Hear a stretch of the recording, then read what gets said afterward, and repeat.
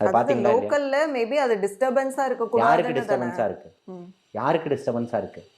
உங்களுக்கு டிஸ்டர்பன்ஸா இருக்கு. விசில் சத்தம். பஸ்ஸில் போய் பிடுங்கிடுவீங்களா? தூய்மை பணியாளர்கள்ட்ட போய் பிடுங்கிடுவீங்களா? போலீஸ்காரங்கள்ட்ட இருந்து பிடுங்கிடுவீங்களா விசில? யார்கிட்ட பிடுங்கிடுவீங்க? விசில் தான் அடிக்கணும்னா அதுக்கு விசில் எடுத்துட்டு போகணுன்ற அவசியமே இல்லையே. இது அறிவு திருவிழா நடத்தினவர்களுக்கு உங்களுக்கு தெரியலையான்றதான் என்னுடைய கேள்வியா இருக்குன்ற. விசில் அடிப்பதற்கு அதுதான் தேவையா? விரலே இல்லாம விசில் அடிக்கக்கூடியவர்கள் எத்தனையோ பேர் இருக்காங்களே. பார்த்திருக்கீங்களா?